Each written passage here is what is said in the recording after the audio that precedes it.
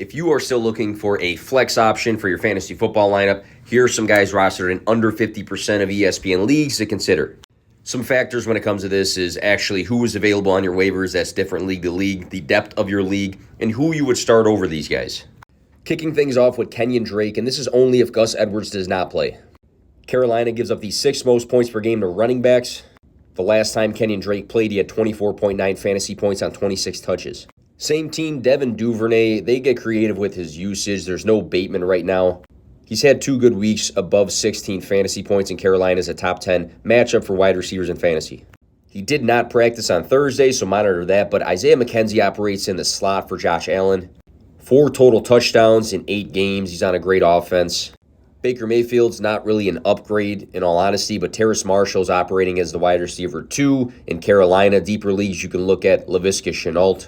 Zero reason Donovan Peoples-Jones should be on waivers. 5 out of 6 of his last games played, he's had 70-plus receiving yards. He had a season high of 99 receiving yards last game. Clear wide receiver 2 for the Cleveland Browns, and eventually he's going to get Deshaun Watson. Michael Gallup is getting healthier and healthier. 13 targets his last 2 games. Minnesota gives up the 3rd most fantasy points per game to wide receivers. He should be the wide receiver 2 on Dallas. Super deep, but Kendall Hinton for the Broncos. This is only if Jerry Jeudy misses and he actually plays, but he did have 4 catches for 62 receiving yards last game. If Josh Reynolds and DJ Chark do not play for Detroit this week, Khalif Raymond will operate as the wide receiver 2. Season high 15.9 fantasy points for Nico Collins his past game. He scored a touchdown. He had a season high of 10 targets as well. The Commanders give up the 10th most fantasy points per game to wide receivers. Paris Campbell did not look great with Sam Ehlinger, but the team didn't in general. The last 3 games Matt Ryan has played, Campbell has scored 18.7, 23, and 20.6 fantasy points. Enough said. With no Cooper Kupp, he's on the IR. You can take a look for the Rams at Van Jefferson and Ben Skowronek. Both Darren Waller and Hunter Renfrow are on the IR.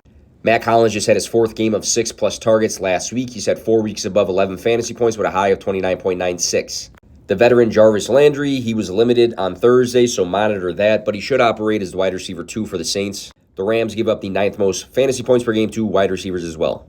Wan'Dale Robinson did not practice on Thursday, so this could be a bump for Darius Slayton if he misses, but 2 touchdowns across his last 3 games played, 58-plus receiving yards in 4 out of 5 of his last games. He just had a season-high 95 last week. Big playability, Detroit gives up the 7th most fantasy points per game to wide receivers. Then the rookie, Jahan Dotson. I love the talent, and he's getting more healthy. Curtis Samuel was limited on Thursday, so monitor that. 3 out of 4 of his opening games, he's had 13-plus fantasy points, wide receiver 28 during that span, 4 touchdowns in those 4 games.